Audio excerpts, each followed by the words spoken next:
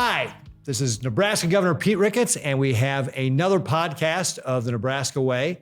And I'm very excited today to be joined by our guest, Dr. Greg Brown, who's a professor at University of Nebraska Kearney. And Greg, you teach exercise physiology. Right, yes. right. And actually, your background is, well, let me take a step back a little bit. So you actually got your bachelor's in science from Utah State. Yes. And then went to Iowa State and got your master's in exercise science at Iowa State. At Iowa State, yeah. And then you got your health and human performance PhD at Iowa State as well, yes. right? Yes. And so you've been recognized as a fellow at the American College of Exercise Science. American College of Sports Medicine. Medicine, sorry, sports medicine. I get that, exercise science. That's okay. Sports medicine. You also enjoy mentoring young people. You do, you have a undergraduate fellow program and a summer program. I was actually looking at your CV. It's 26 pages long. Did you know that it was 26 pages long? I didn't realize it was that long. So. It's a pretty long CV. But I noticed you've gotten a lot of awards for your mentorship and student interaction and that sort of thing, faculty type awards. So you must do very well with the students there. Well, thanks. I appreciate you recognizing that. And Governor, thank you for having me here. It's a privilege to be here with you. But yes, I absolutely love working with the students and with the undergraduate students, helping them with research and helping them learn the research method. And a lot of times helping them to get engaged in research then helps the students reach their goals of going on to graduate school or professional school or otherwise help them out. And that's I love that. Absolutely love awesome. that. Yeah, I noticed your list of published research was a lot of that 26 pages. Yeah. So we're gonna talk about some of the health standards here in Nebraska. But before we get into that, let's start with just give me a little bit about your background. How did you end up at University of Nebraska Kearney? How long have you been there? That sort of thing. Okay. And did you grow up in Utah? Okay, I appreciate you asking. So my wife and I are both originally from Utah. We're from small towns in Utah, about 6 hours apart. We didn't know each other growing up. We met while we were undergraduates at Utah State University. After finishing undergraduate, our first son was born, and then 9 days later, we moved to Iowa State for me to go to graduate school at Iowa State University. Absolutely loved Ames, Iowa, loved the Midwest. We just fell in love with corn and soybeans and changing weather, but the people in the Midwest, we just love it. And I was very fortunate. Iowa State started the doctorate in health and human performance just as I finished my master's. So I was the first graduate student in their doctoral program in health and human performance. You're a groundbreaker there. Yeah. I found all the loopholes and everything, and they've now closed those up. So probably one. Well, somebody's got to be first to find those things out, right? Yeah. And I had to beg permission to take my comprehensive exams when I did and to graduate when I did, because at the time nobody in the department knew the paperwork, and so all the papers were getting submitted in the wrong times in the wrong places. But it worked out. So graduated in 2002 with my PhD. We went to Georgia Southern University. That's where I had my first job as a professor. That was Statesboro, Georgia, which is the deep south, which was just beautiful. Very huge culture change. We scraped the windshield 3 times all winter, but summer starts in March and goes through October, and it's like the worst Nebraska summer. It's hot and humid, right? Yeah. You go out and you squeegee the car windows. And there was fire ants and alligators and 6 species of poisonous snakes, and it was just too far from home.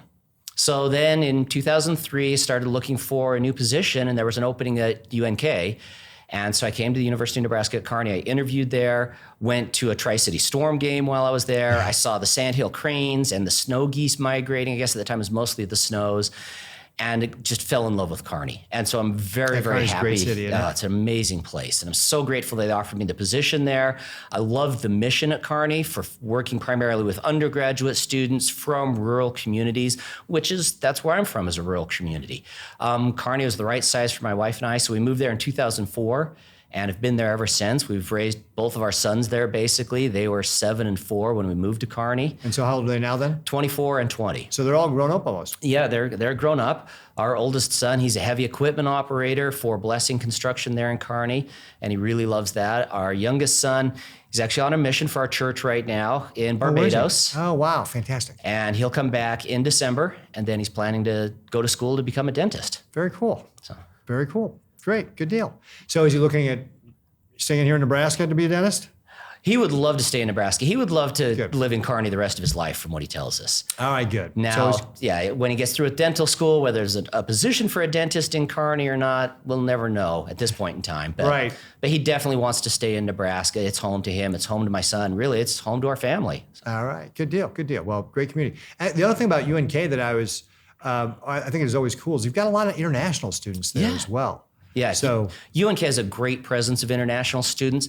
If you haven't been there, there's the International Food Fest every spring, and you should come out there because the student groups from the different countries, so France, China, Nepal, Tibet, wherever there's a group of students, they will actually work with UNK Catering and make a meal, and it's free to the community to come in and try these international meals, and they put on traditional dances or traditional skits, things like that. They wear their traditional clothing, so that's a great opportunity. And then individually, a lot of the countries, so there's Japanese night, there's African night. They will put on a night with traditional dances and traditional food. So it's really great opportunity for the community to interact on campus and get to know the students, and for the students to interact with the community. Yeah.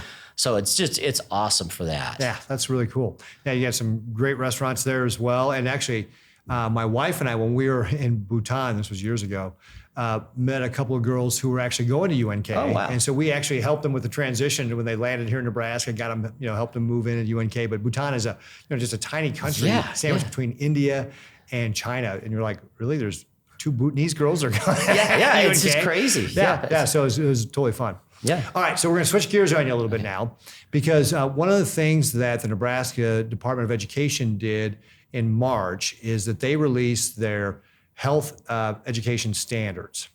And now this is not something they're required to do. They have to do education standards around things like reading and math and so forth, but they're doing this on a voluntary basis. And it caught many people by surprise, not just because they didn't have to do it, but because what was in it. Can you talk to us a little about what you saw in those health standards that surprised you? Well, I appreciate you asking that. And yes, when I saw the proposed health education standards, I looked through them and I was surprised. First of all, there was just a really large focus on sex education in those health education standards, and starting at a very young age. I mean, they were starting in kindergarten. Yeah, starting with kindergarten. I saw that, raised my eyebrows, and I'm like, this can't be right. And looking at the things they were trying to teach with specifics about sexual activity. I mean, not just safe sex, but specific types of sexual activity in middle school, in things that I really didn't think kids should be learning about. There was a large emphasis, it seemed, on transgenderism and transgender ideology. And a lot of what was in those standards really wasn't well supported by science. I think that, that's one thing. Can you give us some examples of that? So you said that there are things not supported by science. What were some of the non-science things that were in those standards, the sex education standards in particular? So I was in 5th grade where they were proposing to introduce puberty blockers as a way to help children with puberty. Well, the challenge with that is puberty blockers, this isn't like an over-the-counter cold medicine. The puberty blockers, they were designed to help men with prostate cancer. And they have been FDA approved for that, and for children who have precocious puberty, which is where you'd like have a 6-year-old starting puberty. But in the standards, it was advocating for them for children who are transgender or for children who are questioning their gender, which is not what they're approved for. And it's really scary because with puberty blockers, the long-term effects just aren't well known. We don't know what the long-term effects are. Are these going to cause sterility in children? Are they going to stunt the growth in children? What's it going to do to the psychological and mental health development of a child if you stop puberty at 9 years old? And even if they decide to go off the puberty blockers a few years later, they've got a few years where they haven't had normal hormonal exposure. We don't know what that does to them. There's also information coming from various other countries like Great Britain and Scandinavia and Finland, where the bodies in their country for the health organizations have looked at puberty blockers and have said children under 16 cannot reasonably give consent to take these drugs. And even to the point where they're saying they will not give them in Scandinavian countries like Sweden and Finland, they will not give puberty blockers to children under the age of 18 unless they're part of a research project. And so to see that the Nebraska Department of Education put out health standards that in essence advocate for puberty blockers was really startling to me. And then you look at... Yeah, it's almost like they didn't have doctors look at it, right? Yeah, exactly. And not even people who are, I guess, up to date on the science in transgenderism, really. In 7th grade, there was a health standard talking about the endocrinology of puberty and how that affects transgender individuals. Well, there is no information that an individual who identifies as transgender has an endocrine profile different from the sex they're identified with at birth. And so again, that's kind of a pseudoscience pop psychology thing out there you might find on YouTube talking about transgenderism, but it's not really found in the research on transgenderism. Yeah, well, and I also noticed that one of the things in there was they talked in 4th grade about sex being assigned at birth. And it's like, no, that's not scientific. In fact, that's factually wrong. Yeah. Your sex is determined at the moment of conception based upon your parents' DNA, right? Absolutely, yeah. At the time of conception, you are either XX, female, or XY, male. There are really rare instances where there's a disorder of sexual development. But at birth, if you look at the external genitals, 99.83% of the time, that matches up with the chromosomal sex. And so the idea of sex assigned at birth, and we see that a lot these days, if I were a medical professional, that would frustrate me. You know, I grew up on a small farm. We had pigs. When pigs are born, they're male pig or female pig. We weren't assigning it like, oh, Right. The last 3 were male, this next one has to be female. Right. You look at pretty objective criteria. Yeah, actually, I was reading a little bit about this. I'm going to go off on a little bit of a tangent. So, surprise, Greg, this is what we do at the podcast. But I was reading something about some medical schools in California where they couldn't use male or female at the risk of offending something. But these are biological terms, right? These are absolutely biological terms. And I'll tell you, I worry about that sometimes in teaching my classes. In teaching exercise physiology, there are male and female differences. And I worry that it might offend someone, but this is science. Right? Yeah. Male is a biological characteristic. Female is a biological characteristic that... Yeah, they're not social constructs. No, right? No, absolutely. Yeah. Now, if you want to talk about gender identity, gender identity might be a social construct, but sex, biological sex, it's not a social construct. It takes male and female to propagate the species. Well, talk about that because gender ideology was also part of these sex ed standards. Can you talk a little bit about that? And what is science, what's not science with regard to that? This is really challenging with gender ideology as far as what is science and what isn't science, because it depends on the type of science you're looking at. For instance, there is no currently known biological underpinning of gender identity as far as transgenderism and stuff. Generally speaking, a person born with male body parts is going to identify as male, which means they're going to be a boy or a man. And a lot of that has to do with the effects of what you go through as you grow up and the different body size and that type of stuff. Same thing, someone who is born female, has female body parts, has female experiences in life, they're going to identify as female. So biology can influence that gender identity in that way. But if someone is transgender, there are a few theories out there that maybe there's something in their nervous system or in their brain that doesn't respond to hormones normally. But the research on that is really minimal and it's not conclusive in any way. There's several different theories, but none of them with enough evidence to conclusively say, oh, well, a person is transgender because of something in their brain or nervous system. There's no genetic evidence of a transgender individual. If a person is a male who identifies as female, they're XY chromosomes, right? And so this is really challenging.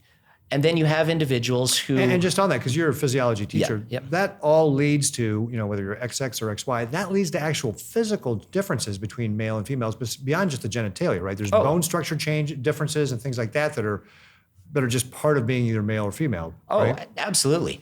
Absolutely. The CDC and the World Health Organization have developed different growth charts for fetal and infants and children on male or female. Little boys typically are larger than little girls at birth and throughout growth. Before puberty, boys have 10% more muscle mass than girls.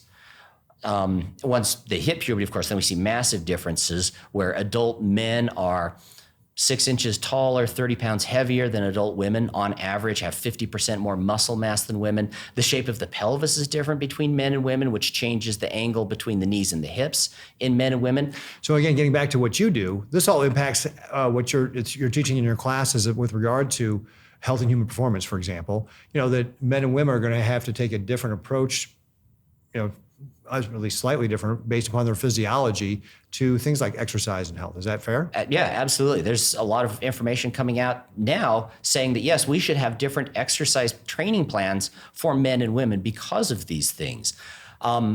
Women suffer a lot more ACL injuries than men do because of the angle of their hips and their knees. So their anterior cruciate ligament, their knee is under more stress. Part of it, when you go and watch boys basketball versus girls basketball or men's versus women's, the men's shoes squeak a lot more. It's because men land differently coming off of a jump or making a cut or something. Well, that's favorable for men's knees. And so can we coach women to land like men and protect their knees? That's kind of a thought right now. Other things, women... I don't know, a lot of basketball players still have to have ACL surgery. Yes, they do. It's a challenging, hard sport on the ACLs. Yeah. And you see it with skiing and things like that. But again, there's differences. Women are going to have a menstrual cycle, which a biological male is never going to have. And the menstrual cycle has subtle influences on athletic performance. The research looking at it right now says anywhere from about 49 to 71% of female athletes are worried that their menstrual cycle is going to influence their athletic performance, whether it's bloating or cramping or other things that come along with that. And again, that's something that then as a coach, you have to worry about. Are those things you can help the women to do? Are the women going to go on oral contraceptives to stabilize their menstrual cycle to avoid some of those things? Those are something a man doesn't have to worry about. Similarly, if we look at this with men having greater muscle mass, and particularly men having greater muscle mass in the upper body, well, then you can't expect a woman to engage in upper body strength training and see the same results. Yeah, it's definitely going to be good for them. But no matter how much she trains, she's not going to be putting the shot as far as the man is. So kind of the bottom line on this is that there are real differences between men and women, boys and girls, and that is science. Yes. Right? And see, I'm all about, when it comes to teaching sex education, reproductive biology, actual hard science in our schools, we should be doing that as part of our thing. But to me, when we look at this, and it was out in Nebraska, which is an LGBTQ political activist group, was allowed to be a part of producing these standards when mainstream groups like the Nebraska Catholic Conference was not allowed to be a part of this, nor do they consult with my chief medical officer or anybody on the public health board when they put these standards together.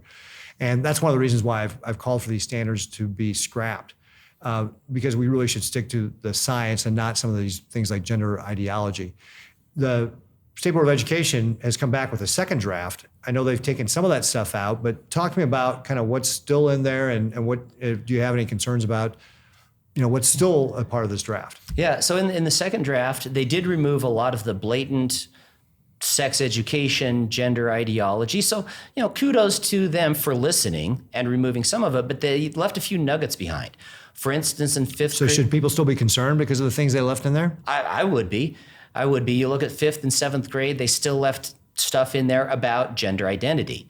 One of the statements is something like teaching the children that biological sex may not align with their gender identity, which is true in the case of a transgender individual, but this is a small percentage of the population. Yeah, it's less than 1% based upon what you said earlier, right? Yeah. And so those individuals, we probably should be working with them one-on-one with the counselors and not necessarily teaching it to the whole group, because what we're seeing is this challenge of what's called rapid onset gender dysphoria, where in teenage girls particularly, but also somewhat in boys, with no history of any gender identity issues, suddenly identifying as the gender opposite of their sex and insisting on puberty blockers and things like that in 10, 11, 12-year-old children that are otherwise not exhibiting any of those problems.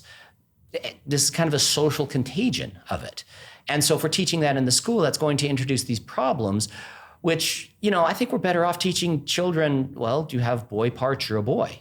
You have girl parts, you're a girl, and grow up that way. And the research on it shows that children that are affirmed in their biological sex, even if they have these transgender ideals, if they're affirmed in their biological sex, they kind of outgrow the transgenderism. So by the time they're 21 years old, they accept that they are biologically male or biologically female. Very, very small percentage persist in the transgenderism. And so that at least lets them wait until they're an adult and they've had adult brain development to really start making these decisions that can influence the rest of their life. Yeah. And again, the revised standards still include in 5th grade and 7th grade these ideas of gender ideology. They're still part of the again, glossary. Are not really hard science, right? Is that fair? I would absolutely say that's fair, because we can't take a blood test for transgenderism. We can't do an MRI or a CAT scan or something like that. And so it comes down to questionnaires and talking to a person. How do you feel? What do you think? Which those things can change and can be influenced a lot of what's going on around us. If we are around a lot of people who are doing a certain behavior, we are probably going to be more prone to accept that behavior, right? Doesn't mean that we are going to then do it, but it could, right? Mm-hmm.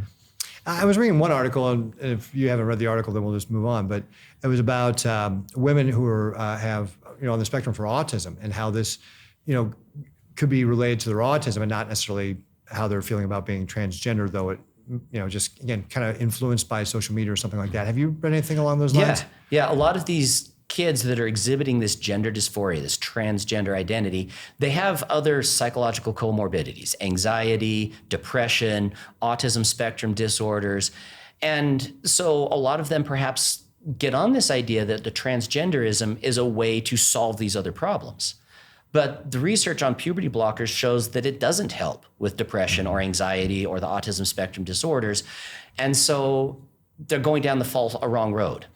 It does get challenging. A lot of times the children that are given this transgender affirmation, for a year or two, they're happy with it. And Ben Shapiro's called it kind of the new toy syndrome, right? They're happy they've got this new toy. They're getting all this social support and everything. But a couple years down the road, they realize that transgenderism wasn't necessarily the problem.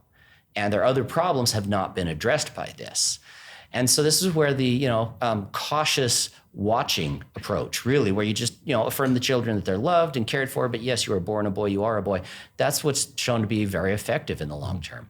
So we've talked about gender identity. Are there other areas of concern you have with sex ed standards as they currently are right now? As you mentioned, I'm not sure why the Board of Education is pursuing this. You've mentioned in a town hall that twice it's been brought to the legislature to introduce sex education into the curriculum. To require it as a standard for the Board of Education to Yeah, to it's do. been shot down in the legislature twice. So I'm not sure why the Board of Education is pursuing this. There's other things that they should pursue. At this point in time, between the people on the conservative side that are against the proposed health education standards, and now on the liberal side, they're not happy with the revised standards either. I think this might be a good place just to say, well, let's just scrap it. Just drop it. Oh, scrap it. Yeah. Hey, that's what I was saying all along. Yeah. All right. So now I also understand that you speak nationally, and there's another topic I want to hit on that as well. But is this part of a national trend that you're seeing with regard to some of the things that are being pushed in the sex education standards? Absolutely. There's a group, SIECUS, SIECUS, and I can't remember what all the letters stand for. And sexuality education. Something like that. Yeah. But anyway, SIECUS, and their motto is sex education to promote social change, right? And so they're not promoting sex education for health. Right. And let's be clear. It's important to have healthy sexual relationships at the right time and the right circumstances and everything, but that's not their goal. SIECUS's goal is to use sex education as a way to promote social change. In other words, try and make society accept things that they're not accepting, to promote things in education that maybe shouldn't be there. Right. A lot of us think that this idea of sex education, again, as you said, science-based, that belongs in the school. But talking about these types of relationships and when is appropriate stuff, that's stuff that belongs at home or maybe in your religious setting, not something you're teaching in the school with a bunch of kids at different developmental stages and that type of stuff. Right. I guess that's another important point, that kids mature at different rates. Yes. Like anybody who's had kids knows that. And what they're doing is by putting it by grade level, you're potentially exposing kids who are not appropriately ready to mature enough to handle some of these topics, certainly in the first draft of some of these standards. Yeah, absolutely. And I worry, if in the first draft of some of the stuff they were introducing in there about sexual activity in middle school, well, then there are kids that are going to want to try and practice that on the playground. And how's this poor teacher going to deal with that? I actually had one pediatrician tell me that this was grooming 101. I can believe it. The things that were in that first draft of the standard. Another thing, too, I think is interesting is you talked about SIECUS doing this for their social agenda. SIECUS is actually born out of the pro-abortion movement, Planned Parenthood. It was the chief medical officer for Planned Parenthood of America who actually created SIECUS. Isn't that right? That's right. And so it's very interesting. You've got to wonder if there's some kind of business tie there, right? Get more kids to engage in sexual activities, so they'll have more abortions. I don't know, conspiracy theory, nefariousness, you can look at that, but it just doesn't seem right to me. And again, these standards are not coming from religious organizations. They're not coming from parent groups. They're coming from politically active groups who have an agenda. And that agenda a lot of times doesn't include the parents and even tries to bypass the parents. Some of the things that concern me with this is there's an emphasis nationwide and internationally, even you see this a lot in Canada and a lot of European countries, where school teachers or school counselors would be able to get children to a gender clinic to start puberty blockers or cross-sex hormones without the parents' permission or without the parents' approval. And that's really concerning to me. I mean, to my idea, the school teachers can't even give my child an aspirin without my permission. Right. And then to take them to a clinic and get them puberty blockers without mom and dad's consent. That's shocking. That's really Now, that's shocking. not happened here in the United States. That's happened in other places, or that has happened here. That has happened in the United States. Oh, you got to be kidding me. Limited, but in California, there's been cases of it. Other things that have happened, and I know this has happened in West Virginia, is a child who, born boy, raised as a boy, would go to school and change into dresses, and the teachers would call the child by a girl's name and then put him back into boy clothes to go home. And it took a while, and then the parents found out about that. And, that's something That's just stunning. Yeah, the parents should know about that. Right? I mean, if the parents are on board with that and are encouraging it, that's one thing. But if the parents are opposed to it, this school should not be doing something that the parents are opposed to, especially in matters of, the child's identity, what they're calling the child, those types of things. Yeah, absolutely. That's just shocking. Yeah. And actually, it's interesting. Nebraska has its place in history because of a U.S. Supreme Court ruling that determined the parents actually are the final arbiter of the child's education and the child's religious upbringing, and the parents have that right, not the schools, to do that. And here, it's what you're describing is where the schools are basically trampling on those parents' rights. Yeah, and I want to give them the benefit of the doubt. All right, this came out of a good idea, perhaps, as far as allowing the schools to, in cases of abuse, to be able to make sure the child is being cared for if they're in an abusive home or something like that. But I think it's kind of swung too far. Yeah. Because there are people out there, and SECUS is one of these groups, that is saying denying a child their gender identity is abusive, which for a lot of us, we're like, little children don't know enough to know if they're a boy or a girl, and mom and dad should be supporting them. If they're born a boy, they should be a boy. Yeah. When you're in grade school, you're a concrete thinker. You're not an abstract thinker. Exactly. I mean, it's just stunning to try and teach some of these concepts to kids at that age. And you say, it's a national kind of agenda. Yeah. That's pushing this. That is just really shocking. I know you also speak nationally, talking about, in a related topic, trying to protect girls' sports. We talked a little bit at the beginning of the podcast about there are physical differences between men and women, boys and girls. Talk a little bit about what you've been doing nationally with regard to trying to protect girls and women's sports. Okay, well, thanks. I appreciate you asking. So this started a couple of years ago. Alliance Defending Freedom filed a lawsuit on behalf of Selena Soul against the Connecticut Interscholastic Activities Association, or Activities Council, because Selena Soul was losing in track races to biological boys that earlier in the season were running on the boys' team that then identified as girls. And even earlier that season, they were running on the boys' team. Yeah, in essence, they ran indoor on the boys' team and then identified as female for the outdoor team, is how this started. Wow. And so Selena Soul, working with Alliance Defending Freedom, filed a lawsuit against the Connecticut Interscholastic Association, thank you, saying this isn't fair. And she was joined by several other girls in this lawsuit against these two male to female individuals. The male to female individuals now hold 22 Connecticut state titles in various competitions that were previously held by 15 girls. And the athletic policy allowed that. And these girls were suing. They're saying, this isn't right, this isn't fair. And so that's where I got started. I saw that that ADF was doing that, and I contacted Alliance Defending Freedom and said, well, I'm an exercise physiologist. I know there's differences between boys and girls, between men and women. Yeah. I'm a PhD on this. Yeah. This isn't really controversial stuff. How can I help out? And so they brought me in serving as an expert witness. And then the state of Idaho passed a law to protect women's sports, limiting sports to biological women in the women's sports. And so then the ACLU filed a lawsuit there. And so I served an expert witness in Idaho. And those two cases are still in various stages of appeal. The Connecticut case, basically the judge didn't move very fast on it. And keep in mind, this all happened with coronavirus. So, of course, everything got slowed down and messed up. Right. But the judge ended up dismissing the suit because these transgender individuals and several of the plaintiffs had graduated from high school. And so the judge's opinion was, well, this suit doesn't matter anymore.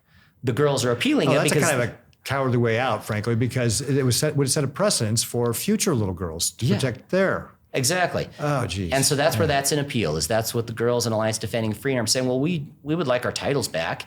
If a girl came in third place to two male to female individuals, she's still the first place girl, right, is their contention. So that's an appeal. In Idaho, what happened is a judge put in an injunction to keep the state law from taking effect. Until they could resolve it in court. Until they could resolve it in court. And then, so this is in appeal, because what happened is the girl in Idaho that filed the lawsuit didn't make the cross-country team and has dropped out of college. And so then the argument is, well, if you're going to dismiss the case in Connecticut, you should dismiss the case in Idaho and allow the law to take effect. And this is all happening in Court of Appeals and is ongoing. Right. So I thought they actually passed a law, and that's what the ACO was filing against, was the law. Yes. So the law should still be... Yes, if they dismiss the lawsuit, then this law should be in effect. Right. And in Idaho, it should be against the law for males to compete in female sports. Sounds like the left wants to have a double standard here. Yeah. It's very confusing. And there's, they want women's sports, but they want males who identify as women to be in women's sports. And then there's questions of how do you regulate that? And then in January of this year, President Biden signed his executive order that basically said men should be able to participate in women's sports based on gender identity and should be able to go into women's bathrooms and all those things. But that doesn't have any sort of legal effect, right? Well, it's an executive order. And so the question is how much that carries, then they get all sorts of, lawsuits to figure that out. But in response to President Biden's executive order, 31 states had legislation introduced basically copying Idaho's law to limit women's sports to biological women. Yeah. And so I've gone around the country. Some of the testimonies have been given by Zoom because of coronavirus, and some in person, testifying before various legislative committees, where I say basically three things. One, eons of human experience and countless thousands of research papers demonstrate that there are biological differences between boys and men and, women and girls. Right. This shouldn't really be that controversial. Right. I mean, human experience tells us that. And there's so much research that tells us that. And those biological differences give men an inherent athletic advantage. Anywhere from 10 to 15% faster in running events, 30 to 60% stronger in weight events. And by the way, we just had the Olympics. Olympics, and this was all, like, to your point, eons of experience. Like, that was the experience in the Olympics, right? Yeah. You have women competing against women, and their records aren't as generally as big as or as fast or whatever as the men. Yeah, absolutely. And so then the third point of my testimony that I've been providing in these state legislatures and in these legal cases is that transgender identity or the use of cross-sex hormones doesn't erase the difference between men and women. And there is research on this now, and there's a growing body of research showing that, yes. So even if I'm somebody who has the surgery and gets the hormone treatment, I'm still, if I'm a male identifying and I've done the surgery to become a female and I've got I'm still going to be at a competitive advantage because I've got muscle mass that just is the hormone treatment is not going to get rid of. Is that right? fair? That's exactly it. Yeah, the hormone treatment and cross-sex surgery and all that stuff, you will see a reduction in muscle mass. But considering that men have 30 to 40% more muscle mass and they lose maybe 10%, so now they've got a 20 to 30% increase advantage in muscle mass. If we look at it in running speed, a great study coming out of the Air Force, before surgery, the men were 21% faster than comparable women. After 2.5 years of cross-sex hormone treatment and everything, they were still 12% faster than comparable women. So it's still not fair. Yeah, it's still not fair. We look at hand grip strength, right? You see men that are, maybe in the 20th percentile for men. They go through the hormone treatment and everything, identifying as women. They lose a little bit of strength, but they're still stronger than 95% of women. Wow. And so, yes, it's still not fair to allow biological males to compete in women's sports. And so that's what I've been going around and testifying and citing the research and providing expert testimony on that. And it goes into a court of law, and the legislatures debate it and everything.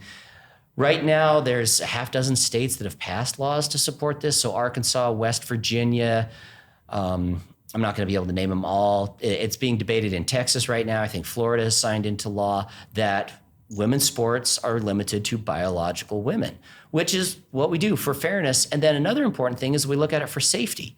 And World Rugby did a great evaluation where they got together transgender individuals, they got medical professionals, they got exercise science professionals, and they went through all the research and everything, and they concluded it's just not safe for male to female individuals to be included in women's sports. They looked at things like the forces the neck can withstand in a collision. They looked at things like punching force, which of course, hopefully athletes are punching each other in non-punching sports. It happens in rugby though. It happens in rugby. And it's not legal, but it happens. Yep. And in other sports, sometimes players get upset and throw a punch, right? And men are throwing at a punch that's 160% higher than women, right? And so that's more than double what a woman can punch with. And so rugby said, this isn't safe to have male to female individuals competing against females. Yeah. And that there was all sorts of blowback and everything like that with other rugby organizations say, well, we'll disagree with that. We're going to allow male to female individuals into our rugby because we want to be inclusive. And this really comes down to a balance of fairness versus inclusion. And that's really the crux of the argument. And it'll be interesting. Well, and also safety, as you're talking about. Safety. In sports like rugby, yeah. Yeah. Well, and a lot of sports. I mean, think about in basketball, there's a lot of bumping and pushing under the basket, right? Yeah. And if you have a man with denser bones, greater muscle strength, greater muscle mass, and taller than women, they're down there bumping and pushing, they're going to have an advantage. Yeah. You look at it in soccer. There's some pretty good collisions in soccer.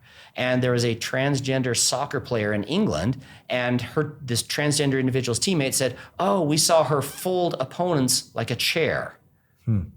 Yeah. This is soccer. Yeah. Right? This is not a combat sport like that. And, just some brutal things. There was the MMA situation where Fallon Fox was punching an opponent and fractured the female's bones. Oh, geez. So there's some very serious concerns about this. And then with the Olympics, this kind of hit a boiling point because there was a number of transgender individuals competing in the Olympics.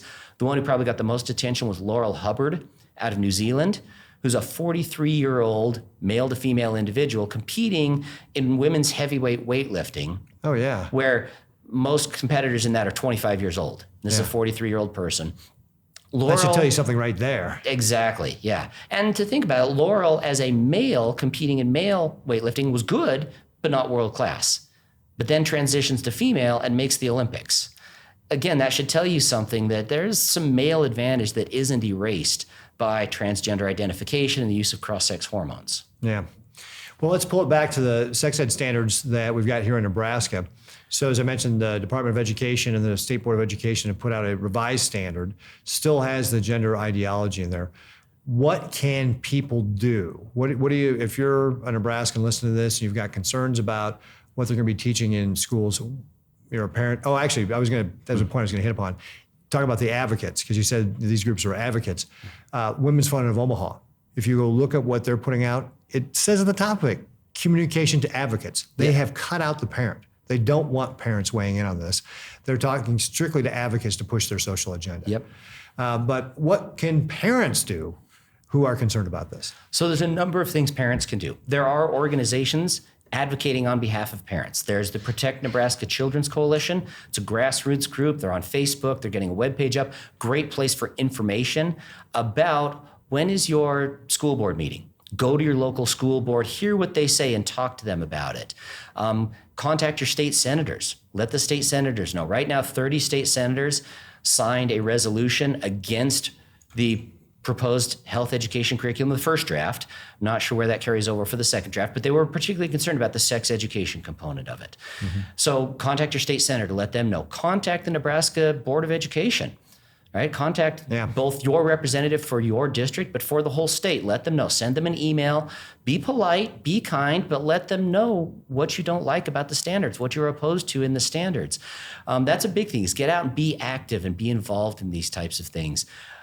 Going to your local school board is a great place. 50 state school boards have enacted resolutions saying they will not adopt the proposed health education standards. That's important.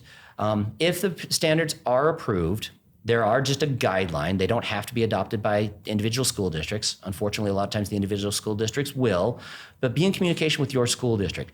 Other things people need to do. So they need to be involved. Talk to friends, neighbors, family members about these proposed guidelines, about these proposed standards, and let people know what you disagree with.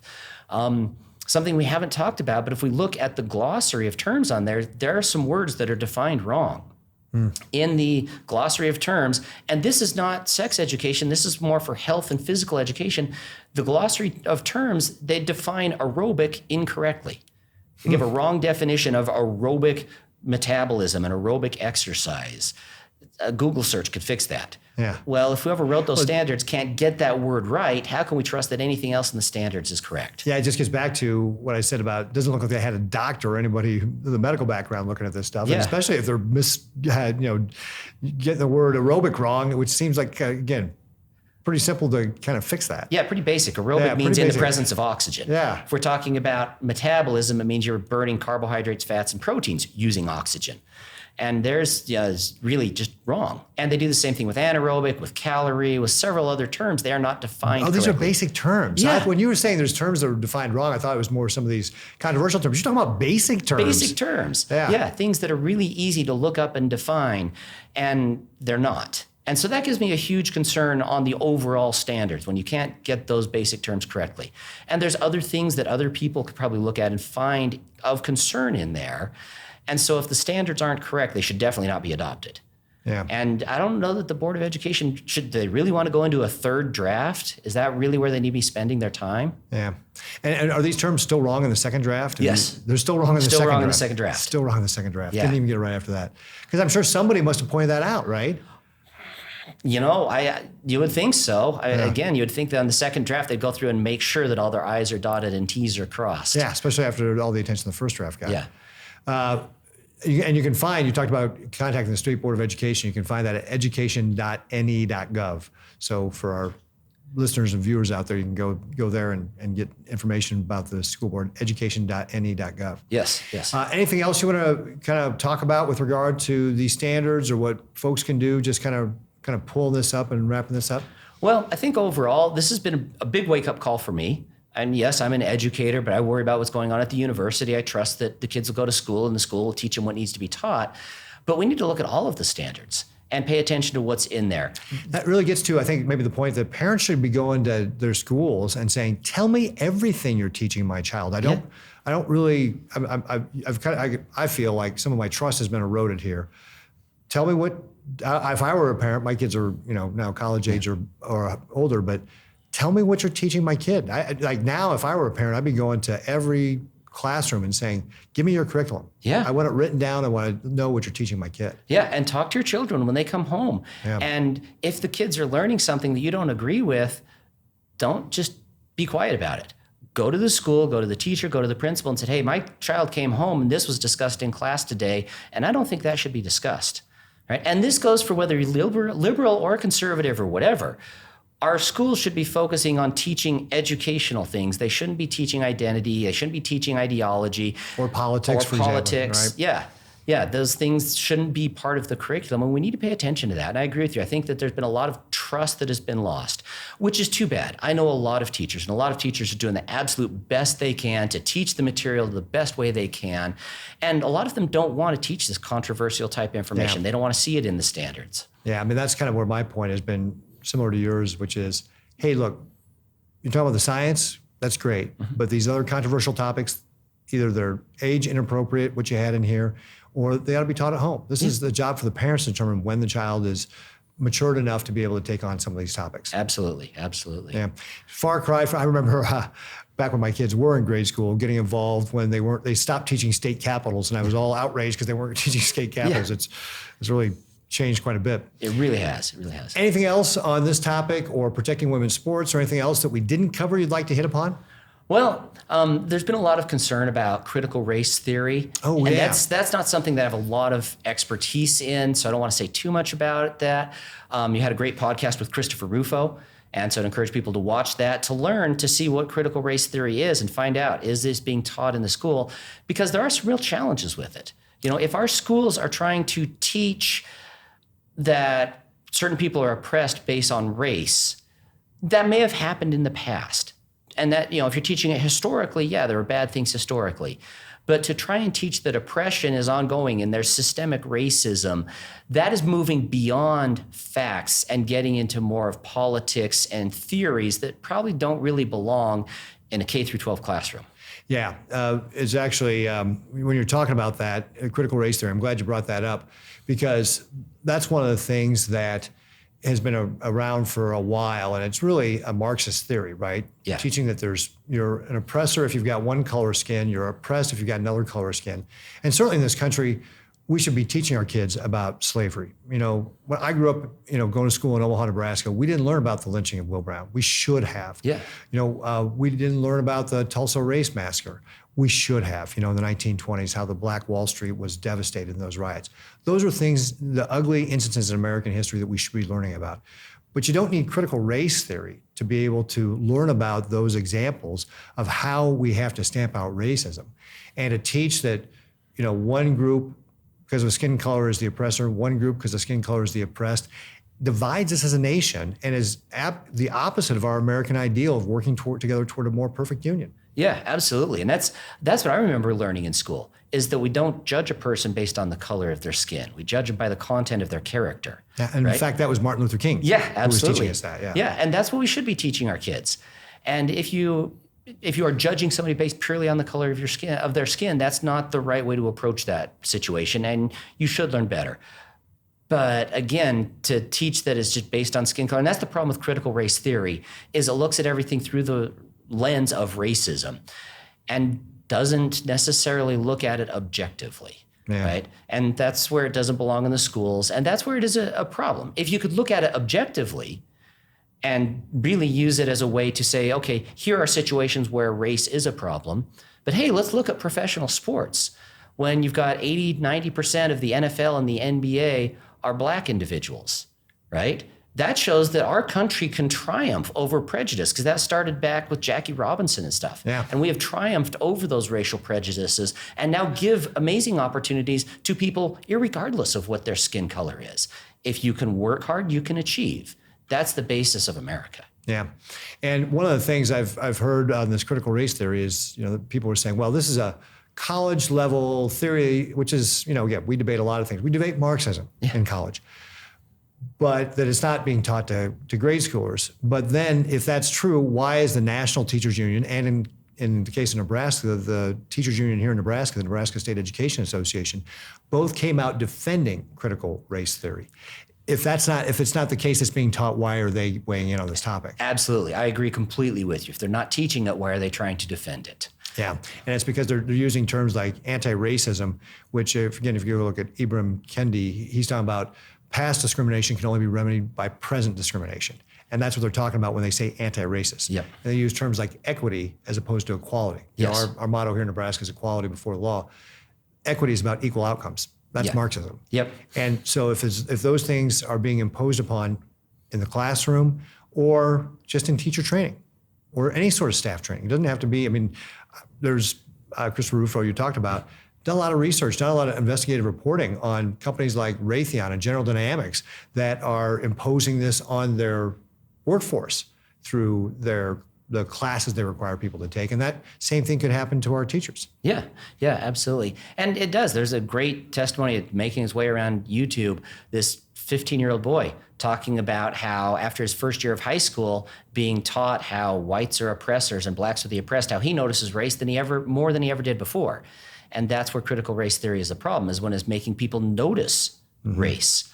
Well, that's what they want. Yeah. They want to divide us based on race. They don't want a colorblind society, and they're very clear that they don't want a colorblind society. Which is really too bad. It really is, because as you said, equality.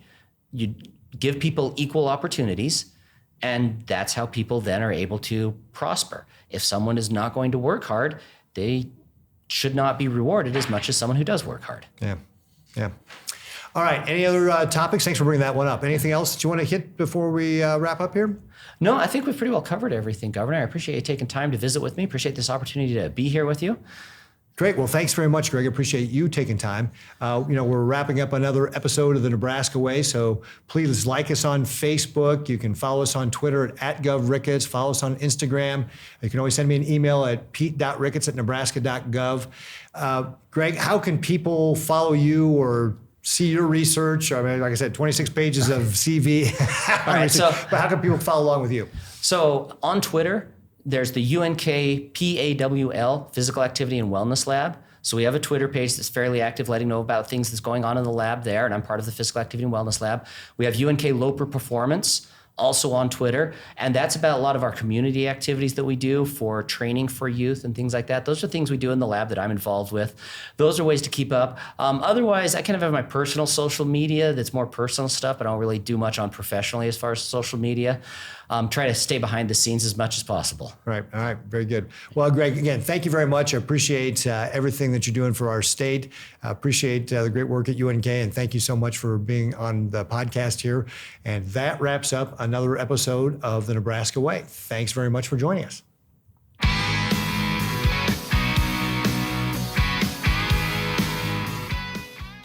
Paid for by Pete Ricketts for Governor, 1610 N Street, Suite 100, Lincoln, Nebraska, 68508.